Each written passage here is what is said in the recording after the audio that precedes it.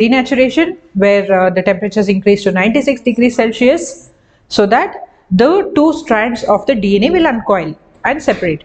And then the second step is renaturation or annealing, where the temperature is reduced to 55 degrees centigrade or 55 degrees Celsius, so that here they would have added certain primers. Okay, so certain primers to initiate the reaction. So those primers will go and bind to the DNA strands. So here in one DNA strand, one primer will go and bind.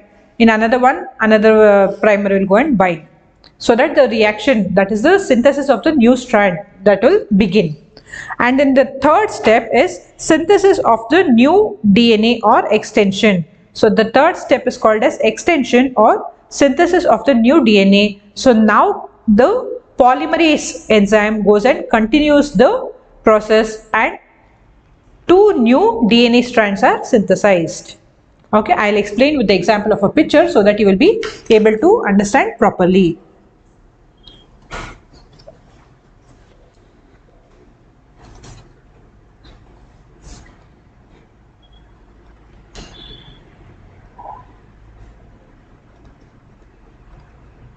See, this is how polymerase chain reaction happens.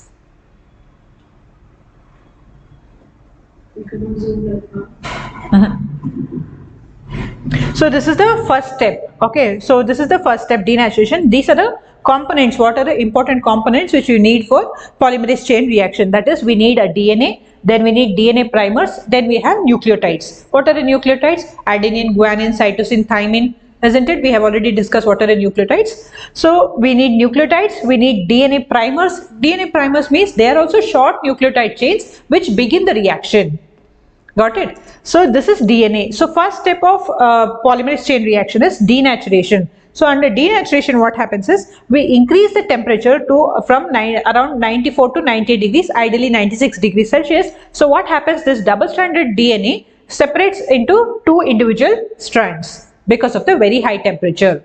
And then the second step is annealing, or it is also called as renaturation. So during this second step, what we do is we cool down. So here it was 96 degrees Celsius. Now we reduce the temperature to 55 degrees Celsius. So what happens at this time is this DNA primers which we have, they will come and bind over here.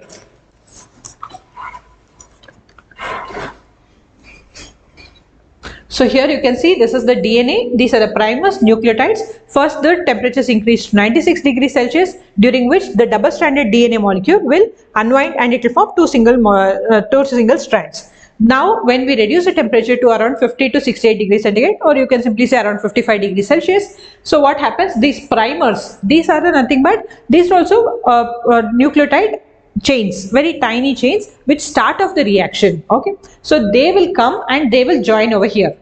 Okay, here you might ask, what is there in DNA primer then? Primer, it will have again adenine, guanine, cytosine, thymine, tiny chain of that. Okay, so that will come and join over here.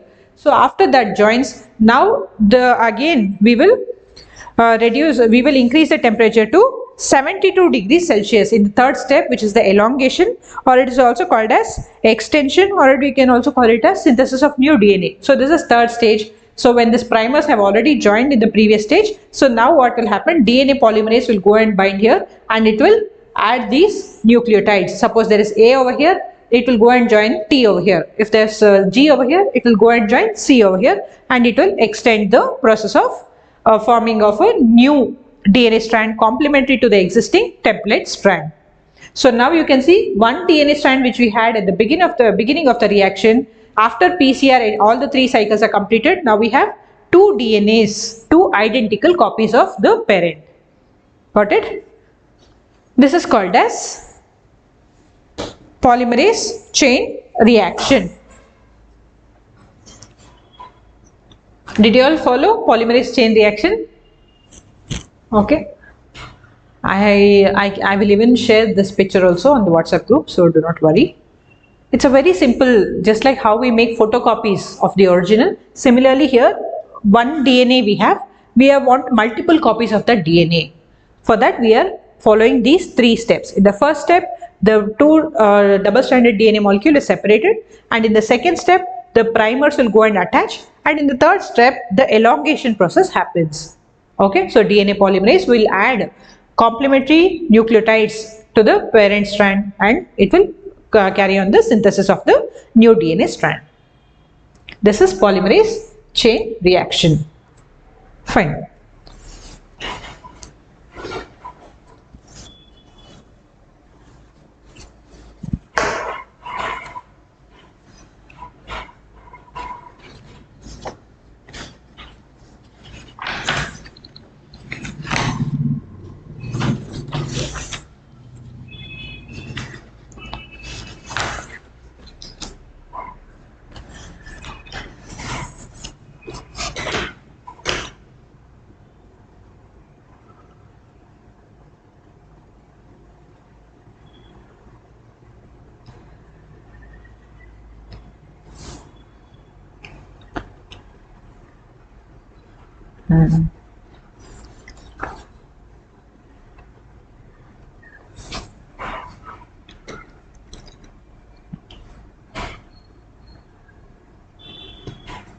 Now we shall move on to the next topic in the same chapter.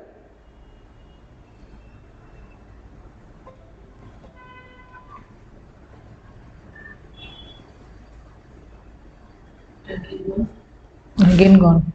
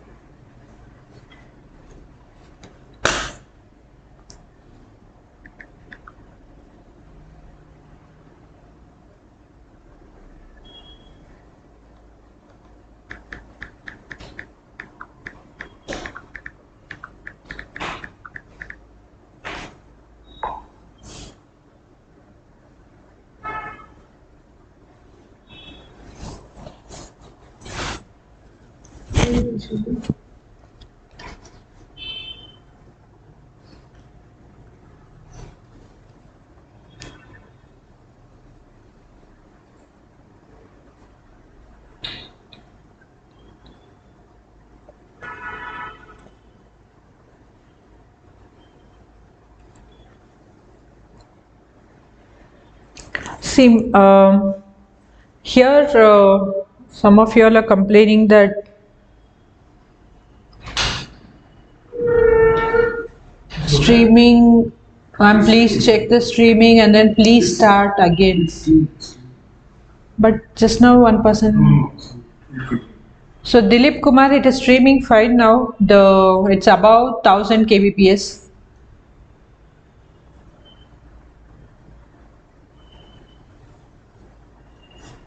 See here. So just we discussed the 3 steps of polymerase chain reaction. Okay. So now we shall start off with a new topic in the same chapter. That is, we are in human genetics itself. Just now we finished recombinant DNA technology and polymerase chain reaction. Now we shall move on to the other topics like twin studies, co-twin method, biochemical methods, immunological methods, and so on.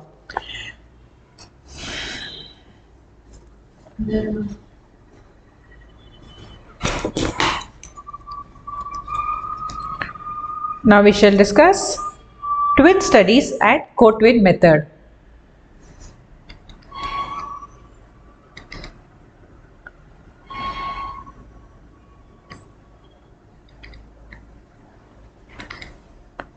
And co-twin method.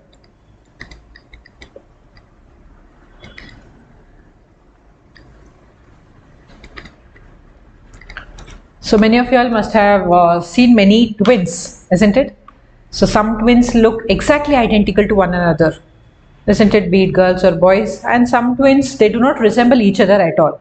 So we have 2 kinds of twins, that is monozygotic twins and dizygotic twins.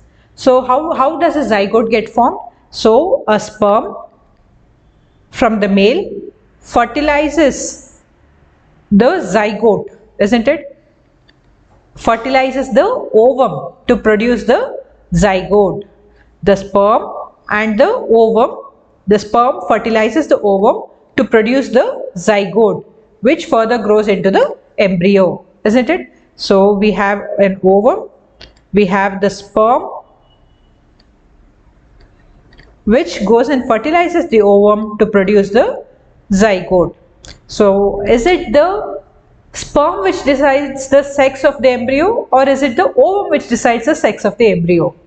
Many people still now also have this misconception, and it is further popularized on our TV serials, isn't it? Many times you can see on TV serials where a woman is thrown out of the house because continuously she gave birth to 2 or 3 female kids, isn't it? Whereas the man is not thrown out of the house, because there's a common and popular belief even now in our country that it is the woman who decides the gender of the baby.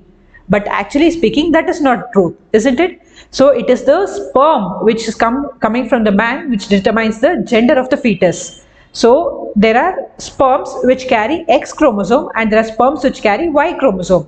So when a sperm which carries suppose there is a sperm which is carrying the X chromosome and it goes and fertilizes the ovum, then the resultant child will be female or a girl child. Suppose there is a sperm which is carrying the Y chromosome and it goes and fertilizes the ovum, and the resultant child will be a boy baby. Okay, so it is the sperm coming from the male which determines the sex of the child, and it is not the woman who determines the sex of the child. But many people do not understand this simple logic, isn't it? Fine. So we have monozygotic twins and dizygotic twins. So sometimes you might it's, even if the twins do not look exactly identical, you can at least identify them if they belong to the same sex. Sometimes you have twins who belong to different sex also, isn't it? Sometimes I will tell this guy and me, where we were born together, we are twins, but one child will be a guy and other child will be a girl, isn't it? So let's understand what do we mean by twins, and what is monozygotic twins, what is dizygotic twins. First, dizygotic twins.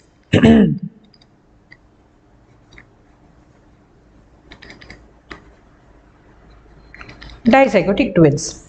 So we all know that when a sperm fertilizes an egg, it results in the formation of a zygote which grows into an embryo resulting in a child. So sometimes what happens, a woman's ovary releases 2 eggs. So you must you know that every month during the menstrual cycle, a woman's ovary produces eggs or ovum, which we call it as, right? And if it gets fertilized by the sperm, okay, during sexual intercourse, if it gets fertilized by the sperm, then it results in a embryo. However, if it is not fertilized throughout that entire month, then it is shed out in the form of menstruation, right? So that is what we call it as a menstrual cycle. So when a zygote, so sometimes what happens is, a woman's ovary produces more than 1 egg. Say there are 2 eggs which are produced and 2 sperms manage to fertilize both the eggs. Then we will have 2 embryos. Okay, that case or that condition we call it as dizygotic. I will show you with the help of pictures so that you will be able to understand properly.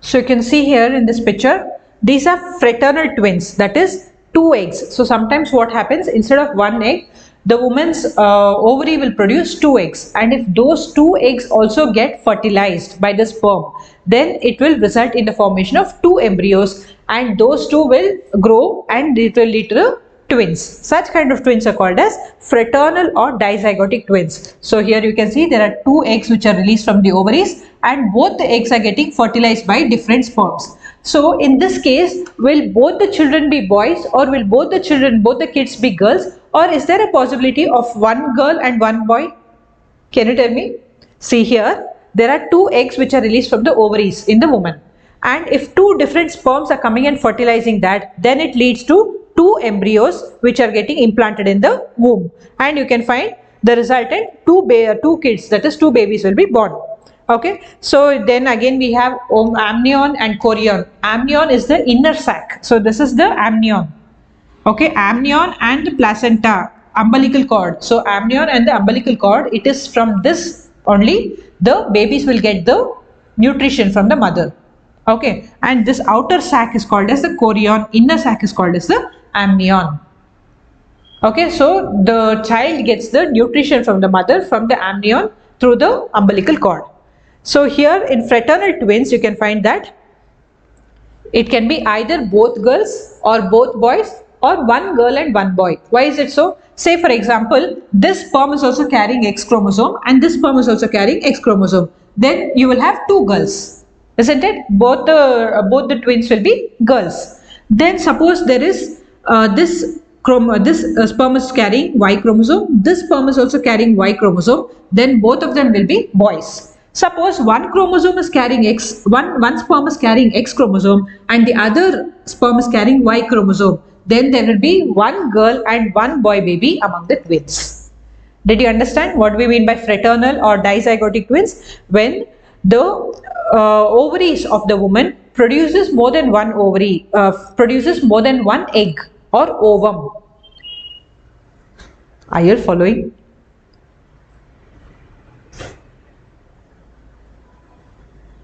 So, see, a woman's ovary produces eggs. Eggs are also called as ova or ovum. And when that eggs or the ovum gets fertilized by a sperm, it results in the formation of an embryo. So, sometimes what happens in women is, instead of producing one egg, the ovary produces more than one egg. So, when two eggs are produced, and if both those eggs are getting fertilized by the sperms, then it will lead to fraternal or dizygotic twins. If both the sperms, if both the eggs are fertilized by sperms carrying X chromosome, then both the twins will be girls.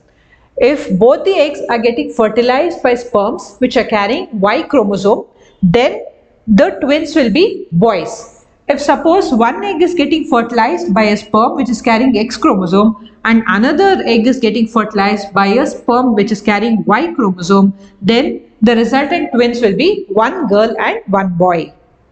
This is about fraternal or dizygotic twins. Did you understand so much so far? Yes. Next, moving on to non-fraternal twins or monozygotic twins. So fraternal twins are also called as dizygotic twins or non-identical twins. Okay, so fraternal twins are also called as dizygotic twins or non-identical twins, whereas monozygotic twins are also called as non-fraternal twins or identical twins. So all these terms are the same. Please do not get confused. Non-identical twins, fraternal twins, dizygotic twins, all these three are the same. Similarly here, identical twin, monozygotic twin, okay, and non-fraternal twin, all these three mean the same. So again here under identical twins we have different types. Please do not go so much into depth. Okay, why I took this picture was the explanation, the picture clarity was good, that's why I took this picture. Otherwise there's no need for you to go into each of these depths. Just understand that when one egg is released from the ovary and fertilized by only one sperm. However, after fertilization, after formation of the embryo divides, and then in that case you will have identical twins. Okay, so here you can see this is the egg or the ovum and it is getting fertilized by the sperm.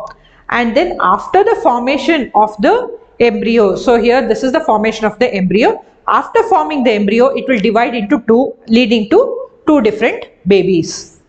Okay, so here you can see this is again the amnion, this is the chorion. Okay, so because here it is the single egg which is getting fertilized by the single sperm, and the embryo is formed. After formation of the embryo, it will divide into two, leading to two different babies. Here you can see they will be very much similar. Both of them will look exactly like each other.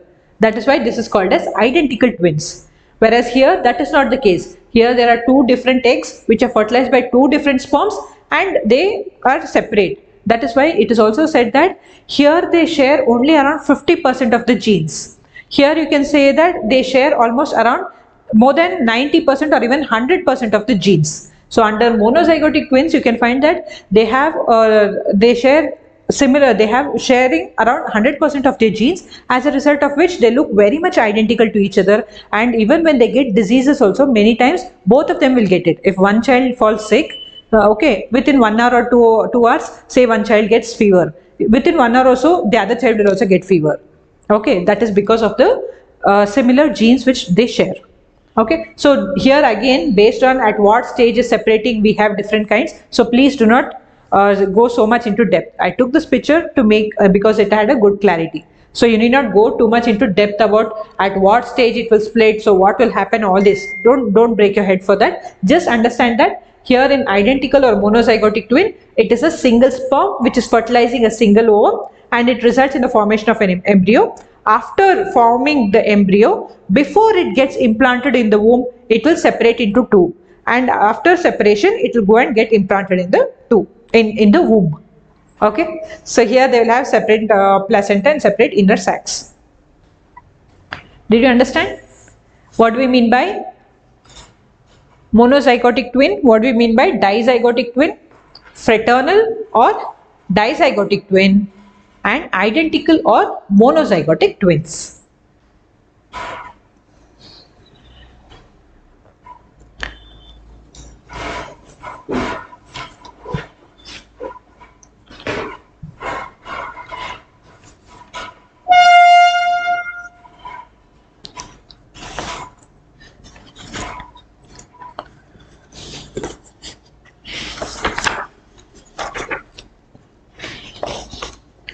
So there is a test called as zygosity test.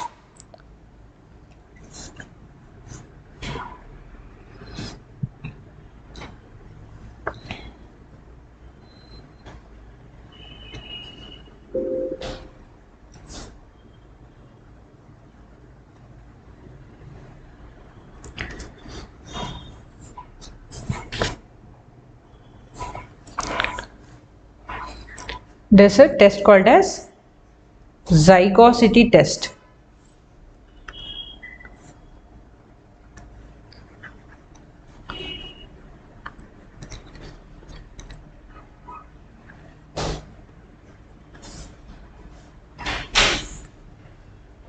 Zygosity test. So suppose you have birth of a twins in your family, and you want to know whether the twins are identical twins or non-identical twins. So by looking at them, probably few times you can identify, or if they belong to different sexes, suppose one is a boy and the other is a girl, we know definitely it is a dizygotic twin. Or if suppose both of them have the same sex, say both of them are girls or both of them are boys, and you want to know whether they are monozygotic twins or dizygotic, whether they are fraternal or non-fraternal.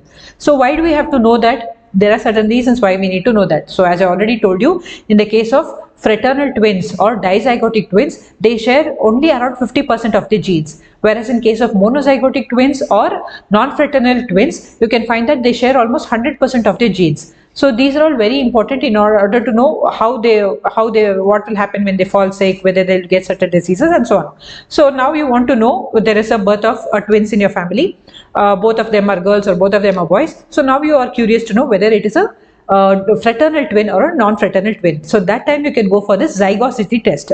So to find out whether the twins are identical twins or non-identical, or you can say fraternal or non-fraternal, you can ask for a genetic test after the babies are born. So this test is called as the zygosity test. So what they will do during this test is they will take a sample of the cheek cells. Here inside our cheek we have cells, right? So they will scoop out few cells. Don't worry, it won't be painful for the babies. Actually, even we have done few experiments in our practicals in MSc where we scooped out few cells from inner cheeks. Okay, so we did not do for zygosity. we had a test in our practicals to identify bar bodies. Do you know what are bar bodies? Bar bodies are the inactive X chromosome in women.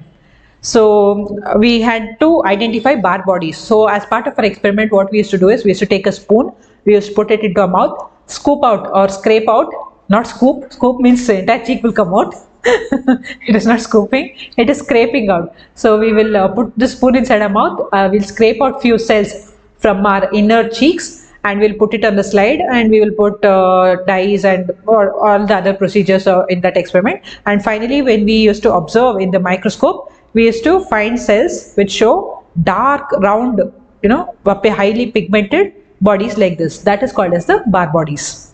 So actually boys could not do this experiment because they do not have bar bodies. So they were given other experiments. Only girls used to do this experiment as part of our practicals. Okay, so similar to that experiment itself. So in zygosity test, what they will do is they will scrape out few cells from the cheeks of the babies, both the babies, and they will do the zygosity test to identify whether the twins are fraternal twins or non-fraternal twins. So as identical twins are more likely than fraternal twins to get the same illness. So I had one of my friend who had a twin sister. So she had twins, her younger sister, both of them were twins. And she used to tell me very often that if my sister, one of her gets fever, one of them will get fever in school, and when she returns home, before even she could return home, the other one will also get fever. So that is very common. If you have any twins in your families, you might have also observed this. So that mostly happens in the case of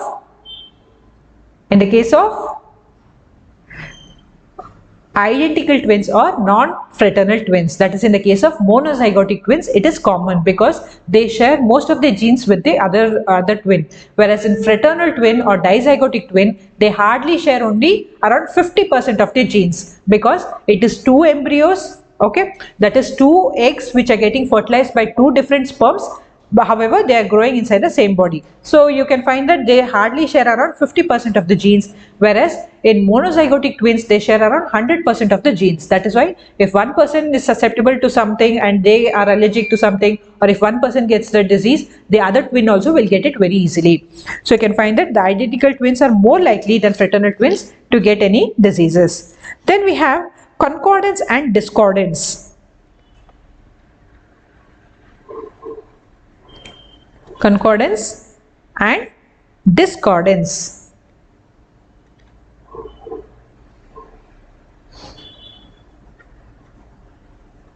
Concordance and discordance. So, the twins may either possess a certain trait or may be free from it. Such twins are called as concordant. What do you mean by concordant? Say for example, among a twin, one child has blue color eyes and the other one also has blue color eyes. Then we can call them as concordant. Okay, say one child is not having curly hairs, the other one is also not having curly hairs. So if there is some trait which is exhibited by both the twins, okay, or there is some trait which is not exhibited by both the twins, then it is called as concordant. Okay, so there might be some traits or some features which both the twins might have or both the twins might not have, then it is called as concordant. Say for example, one child is having blue eyes and the other one is having brown eyes, then they are discordant, because one twin is expressing a particular trait and the other one is not expressing. So there is a difference over here, right? So in those cases we call it as discordance. Whereas if there is some trait which is expressed by both the twins, or is there some trait which is not expressed by both of them, then we call it as concordance. Did you understand? This is what we mean by concordance and discordance. So there may be twins where only one out of the pair exhibits a trait and the other does not exhibit. That is called as discordance. So I told you the example of blue eyes. Say both the twins have blue eyes. So twin number, so suppose there are twins, okay, twin number 1, twin number 2. So this is the two children in the pair. So both of them have blue eyes, then we call them as concordant. If suppose they do not have blue eyes, so both of them do not have blue eyes, then also they are concordant. Whereas if suppose only A has blue eyes and the other one does not have blue eyes, then we call it as discordance. So any trait or any feature, if it is either expressed by both of them or not expressed by both of them, then we call them as concordant twins. If there is a trait which is expressed by only one twin and it is not expressed by the other, then we call it as discordance. Hope you understood concordance and discordance. Okay, so now already time up. We shall wind up our lecture with this.